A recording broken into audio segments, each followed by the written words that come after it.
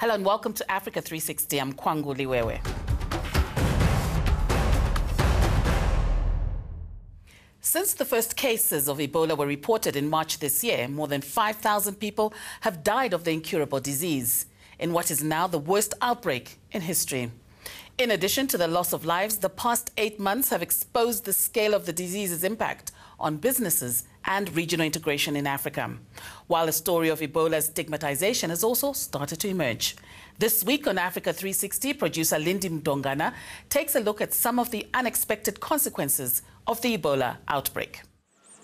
The World Bank is predicting economic losses on the continent of between 3 and 4 billion US dollars as a result of Ebola.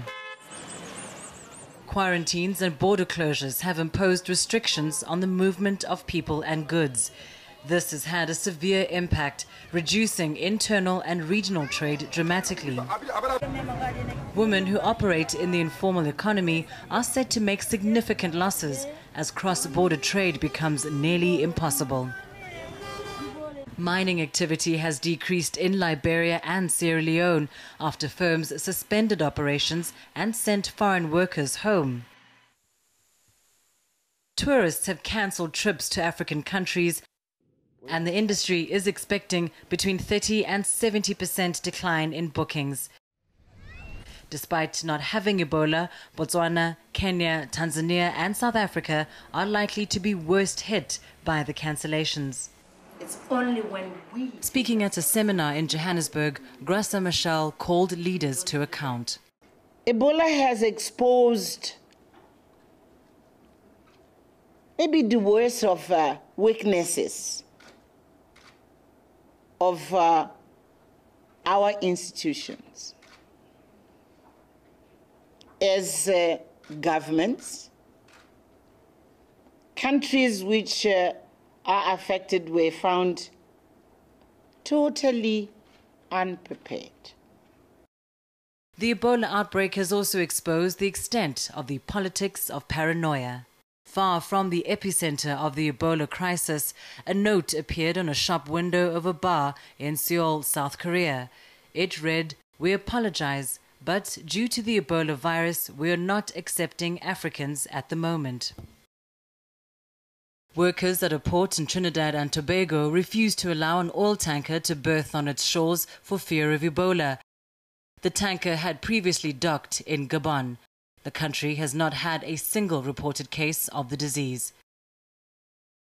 In the US, African schoolchildren have been nicknamed Ebola and mocked and teased on the playground, while Liberian men and women have been forced to take unpaid leave after reporting to work with a cough. What these examples show is that, like HIV/AIDS, Ebola is a stigmatized disease, worsened by a toxic mix of fear and misinformation. Yes, stigmatized, but more than stigmatized. You know what they do? They despise us. And it's us who has to act in a way we project our sense of dignity so that people can respect us and stop despising Africans. The hundreds of millions of dollars being pledged towards Ebola will be crucial in months to come in reviving the worst affected economies. But some of the unforeseen consequences, like the stigma surrounding the disease, may be harder to reverse.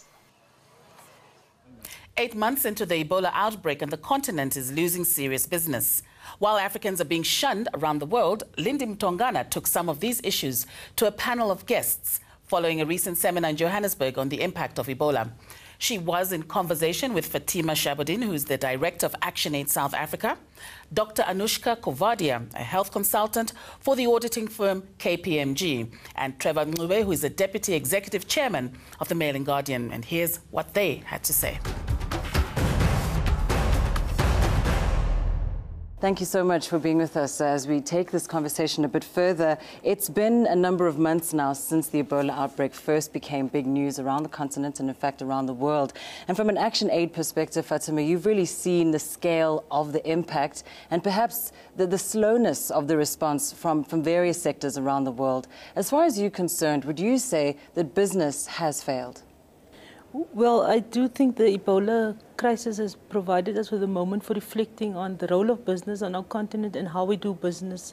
So if there's one thing we can get out of this moment is to reflect and revise the way business operates in the African continent. Absolutely. Now, Dr. Kwangu, you yourself, the research that KPMG has done across the continent, looking at various sectors that have been affected by the Ebola outbreak, there seems to be a distinct gap between the scale of the crisis and the sort of the level of the response. Why this gap? I think, Lindy, the effects of the crisis will manifest over the next 3 to 6 months. So I think sometimes we're very slow to respond. If you look at how we responded to the HIV epidemic, it took our country almost 8 years to really get our response together. And I think that what we've seen from a KPMG perspective is there's been pockets of excellence.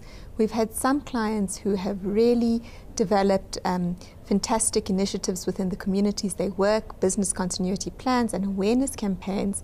But then to a less degree, we've had other industries that have not yet realized the full impact of the epidemic. So I think the response will scale up as we move into the next 2 or 3 quarters. Now, Trevor, let's turn to you for a moment. The response has been described as too slow, too little, too late.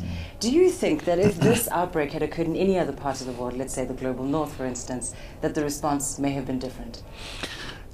I think the response would have been different if it had happened elsewhere. I think the problem with that kind of approach lifts the burden for reacting with somebody else. This thing happened on our doorstep, and we shouldn't be waiting for the world to respond. We should be the ones jumping around, making as much noise as possible, forcing the world to respond at a pace that's faster and dictated to by the circumstances. So for me, it's very important for us to stop the blame game. One, it's very important for us to stop the victim game. What role do we have as Africans? So I think my assessment, I might be missing out something here, is that there's a couple of lessons that are coming out here. For the first time, I'm seeing African businesses running around. I mean, 6 months late, but still something is being done. I'm seeing the AU running around. It's 6 months late, but still something is being done. We didn't see this kind of effort as far as HIV/AIDS was concerned. So for me, the bottom line is, let's not put the blame on somebody else. What is it that we as Africans have done? That's a good point. We'll leave it there for now, and we'll return after the break to discuss some of the other implications of Ebola, and, as Trevor Ngube says, not to put the blame on somebody else. What is it that Africa can do for itself? Do stay with us on Africa 360. I think the starting point for us has got to be an acknowledgement that it's not a coincidence that the crisis is centered on 3 of the poorest countries on our continent.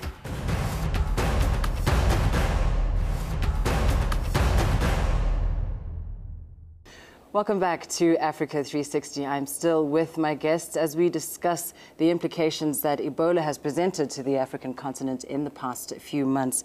Dr. Kwangu, let's start with you. The economic impact is being felt severely by the three countries that are most affected by the Ebola outbreak. And it seems the timing couldn't have been worse. Sierra Leone growing by 14%. Liberia expected to achieve, well, has been achieving 10% growth since 2005. Really, the timing couldn't be any worse for these countries. I think the timing is at the right time for when it should happen. What it has unveiled is the fragility of the healthcare systems that are underpinning this level of economic growth in each of these countries.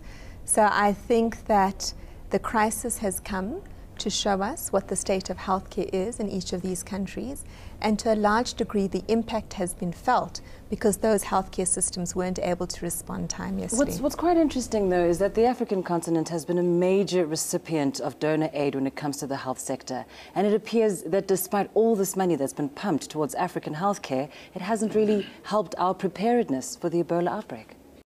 I think what we fail to underestimate is the level of interconnectedness that we experience within the continent and with the rest of the world. So I think that is unprecedented. I think over the last 3 or 4 years, there has been such a high degree in the interchange between global players in Africa that it has been very difficult to prepare for an epidemic like this. But what it really highlights is that we fail to develop a framework where we are able to respond to epidemics that are blood-borne or even perhaps in the future airborne, and that is when we will face a real challenge. So, yeah. Fatima, let's bring you in here. Sometimes we know the numbers. 5,000 people have died. It's spread, to many other countries, but of course centered at these particular 3 countries. But sometimes what we're not seeing is the real tragedy, the real human story behind the stats of the Ebola outbreak. Tell us a little more about the damage that it's created to informal markets, and particularly the gendered dynamic of this outbreak. I think the starting point for us has got to be an acknowledgement that it's not a coincidence that the crisis is centered on 3 of the poorest countries on our continent, because the conditions that prevail in those countries are exactly what a pandemic like this requires. So it's not a coincidence that the majority of people who have died of the virus have been poor, and that the majority of those have been women, especially in the initial phases, because we know it's women who are caregivers on our continent, well, all over the world, and that those are the people who are most exposed. So there's a significant impact in terms of women's livelihoods, and we know women form the backbone of economies in these countries in terms of agriculture, in terms of informal trade. So the economic knock-on of the crisis is significant, and it won't only be for this generation, it's for generations to come if you consider the rollback on gains we've made in terms of women's empowerment, but also the question of Ebola orphans now. In the same way that we had HIV orphans, the consequence, the price we pay is not only for now, it's for years to come. That's a very good point. The price we pay is going to be for years to come. We've seen this before with HIV/AIDS. Why have we not learned the lessons? I think it boils down to it's a leadership issue, and I think the leadership deficit all across Africa is something that has been exposed in this instance. In the previous session, Graça Machel spoke about, very tough question. How come it's so easy to spend money on weapons, on guns and so forth, and not on health? So this crisis, I think, exposes issues that are pretty pertinent for us as a continent to begin to address, to deal with. And as you've pointed out, it exposes the nakedness of the Africa Rising narrative, because 14% growth, 10% growth, 7% growth with this kind of infrastructure is not going to be sustainable. So in a way, cruel as it might be, it's opportune that this has happened now, for as long as we are able to address the issues that it is exposed. But there's a huge leadership issue. That leadership issue is across businesses, across faith-based organizations, media and everything else. Are we in touch with the issues that affect the common person? Because as she's rightly pointing out, it's a common person who's being affected. But guess what? Ebola does not discriminate. And I see you nodding in agreement, Fatima. From Action Aid's experience, are you getting enough support from regional organizations like the African Union, like ECOWAS, or even in the areas where Action Aid is operating, from the relevant governments? Well, the brunt of the disease is carried by ordinary people who already have quite vulnerable livelihoods. So I don't think we're giving a lot of media attention to the numbers that governments are giving, the donations, which I think should be acknowledged, as well as businesses. But in the analysis, there is an acknowledgement that actually it's communities who are responding to the disease with the little that they have already, as is the case, it was the case here in our country for a long time. The HIV pandemic was carried by people who could ill afford to do so. And we don't count their contribution because it's not a big number, it's not a check we can see. But really, so it does mean that the solution and the response has to be centered around the livelihoods of poor people, what exists already, and there is significant, even if people are poor, to respond, to share information, to kill the ignorance around what Ebola is. We've got to start there and then build on top of that. Well, do stay with us on Africa 360. Afterwards, after the break, we talk about another unintended consequence of Ebola, the politics of paranoia. Don't go away. What is Africa? Africa is not a country. Africa is a continent, and that's the challenge that we have.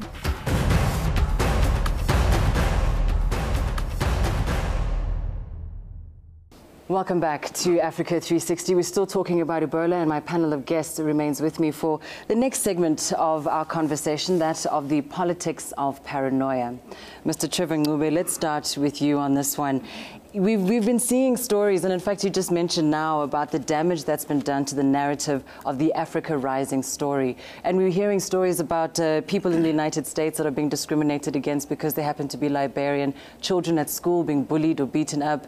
These stories really seem to attach this disease to a sense of otherness, and particularly to the African. How do we combat this? What do we do about it? Unfortunately, it goes back to basics. You know, the message that says South Africa shares a border with Liberia and Sierra Leone and so forth, it exposes the ignorance of the world as far as Africa is concerned. For me, it speaks to the agency that we as Africans must deal with, of telling the whole world about Africa, telling the African story. I'm one of those people that says we can't blame the world for being ignorant about who we are. It's our responsibility to go out there and tell that story. And so far, the story has played into the stereotypes, the stereotype of these poor people who are always begging and that kind of stuff, against the narrative of an Africa Rising, which some people are not believing, which some people will never want to believe. So the onus really rests upon us in terms of killing this ignorance, dealing with this ignorance head on, and telling the good stories, the bad stories, the balanced stories about what's happening on Africa. What is Africa? Africa is not a country. Africa is a continent, and that's the challenge that we have. It's not something that we're going to be able to do in 5 years or whatever, but it's a journey that's begun. We've got to tell the African story, and we've got to be proud of that story. Well, let's bring you in here, Dr. Kovadi. There seems to be this sort of tragic meeting point of fear and misinformation. How are you experiencing this, and as far as the response has been from business, from the international community, where this sort of fear and misinformation seem to collide? You know, Lindy, I think fear and misinformation are inherent in the healthcare system. So we see it across many different diseases. HIV has obviously been the iconic disease where fear and misinformation have probably delayed the effectiveness of a lot of the initiatives that we've done in our own country. But I think with Ebola, what I'm seeing is that there's almost a frenetic race to put out more numbers, more cases with the Western world or in the private sector. And you almost have to wonder what's feeding this frenzy. And do we not feed into this whole lust for sensationalism? So I think that there's no single strategy to combating the misinformation. It really has to be tiered at multiple different levels. One of the things around misinformation, certainly towards the beginning of the outbreak, was this idea that if you left Africa, you would get better treatment elsewhere. Has this evolved in the past couple of months at all? Well, I think objectively it is the truth. You do get better healthcare, and we see that in the context of our leaders. When they fall ill, they go to Europe. So there is a bigger question here about what we need to do in the African context to create a true Pan-African identity. It's not a political proclamation we can make on a platform one beautiful morning. It's something we have to work at actively. And as South Africans in particular, there's been very little investment in cultivating an African identity. So South Africans have an arrogance about what we have here, the infrastructure, the Gautrain. There are very few South Africans who understand the contributions of Africans to get us to this post-apartheid phase. There's nothing in the education system. Our political leaders don't pay homage to ordinary citizens, other African citizens, what they've contributed to our reality. And so I do think we need a very active project of saying Pan-Africanism is a vision. We want a value that prevails around Africanness, our connection to the continent in our country, and it's not going to happen just by saying it in the AU. And Trevor, let's bring you in there. I mean, is there an opportunity here to invest in this vision of Pan-Africanism, this Ebola crisis?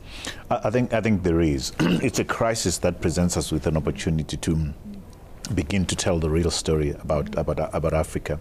To say, yes, it exposes these issues, but we have the responsibilities then to force our leaders to address the issues that it exposes. Why should our leaders run to the West to get medical treatment?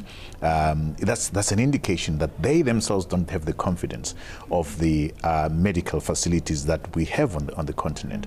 So the onus is on us to begin to put pressure on our leaders to address those issues that make us less confident about who we are when we face the world. The problem that Africa faces as far as image is concerned, to me, is to a large extent, it's a leadership issue. It is a leadership issue. The way we are led, one, and the way we allow our leaders to get away with the kind of things that expose us to situations such as Ebola. So it's an opportunity that we should embrace. I just want to quickly bring in the question of regional integration. I mean, in this, there's an opportunity for Pan-Africanism, but it seems we're going completely in the opposite direction. Anushka, perhaps you can comment on that. I think that the positive thing is the way that many African countries have responded to keeping their borders open. So I think that has been quite a strong commitment that we are functioning on more of a regional basis than ever before. I think the complexity lies that even within a region, within a country, within a city, we have such diversity within health sector delivery. So it's not just the absolute lack of healthcare, it's the relative lack of healthcare and the huge disparities that exist within cities, within communities, within countries. And I think that is something which we will address as we start to create this regional, emerging African healthcare system, which doesn't look like the systems of the West, but provides a relevant, low-cost, high-quality offering to regional healthcare problems. Now, as Africa, you know, we've been talking about the economic impact. Businesses will suffer. But on the other end of the scale, there are certain businesses that are going to do very well, and that's pharmaceuticals and those that are providing equipment for healthcare professionals on the field. What seems obviously quite unfortunate is that, you know, there's people dying, and yet somebody is going to make a large amount of money. Care to comment? You know, we know it's not new. It always happens when there's a moment of crisis. There are people who opportunistically will try and make a buck off it, right? So the one thing is, and what we've learned from the HIV crisis, it is possible to challenge the amounts of profits companies make in these moments. We did it as South Africa on the cost of ARVs. So the estimated cost of the laboratory that's required, we should be challenging the people who produce the equipment, every company involved in making that possible, to say, actually, given the scale of the crisis, you need to revise down your prices, cut your profit margin, knowing that there are lives at stake. We can challenge that. That's within our power. Would you like to add a final comment? Well, it's interesting that you asked that, because I saw somebody here and I said, why are you here? Are you in the medical profession? Says, no, I'm here to look for a business opportunity. There's nothing wrong with that, but is there a conscience in looking for that business opportunity? You know, business is about finding an opportunity to solve somebody's problems. And I think if you can be able to be profitable, but not obscenely profitable, whilst meeting somebody's problems, such as resolving the Ebola issue, so let it be. But I wanted to go back to the Pan-African thing. I think the Ebola is such a threat. The moment my livelihood is threatened, the moment my family's livelihood is threatened, we tend not to stand together, because there's a sense that I'm okay as long as I don't go where you are. But guess what? This thing knows no boundaries. And I think it's vitally important at the AU level that the Pan-African vision continues to be preached. Look at Morocco. Morocco refuses that the African football tournament be held there because of Ebola, but they've allowed Europeans to come in and play the European Cup there. So again, it gets back to the leadership issue. It gets back to, I'm an African, but what is it that defines I'm an African? What is it that is associated with that Pan-African vision? We have a lot to be proud of, but do we have the leadership to enunciate that African vision, that Pan-African vision? That's the question. The moment calls for more regional integration, not less, for more trade, for more flights, because what Ebola requires is exactly the opposite of isolating the countries in crisis.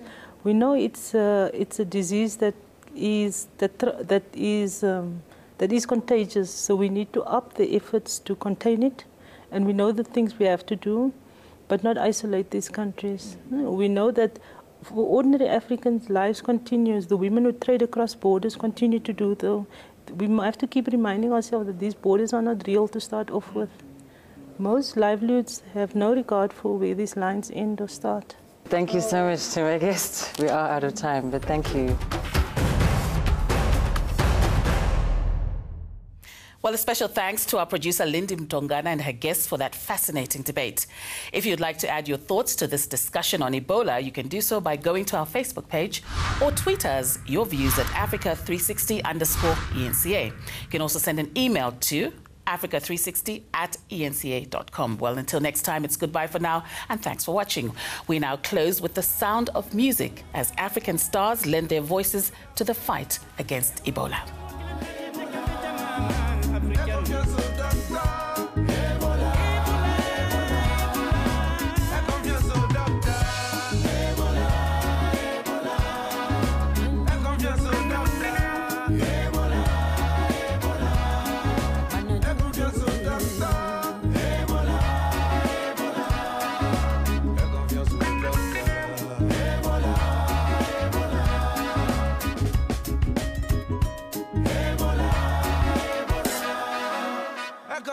Doctor.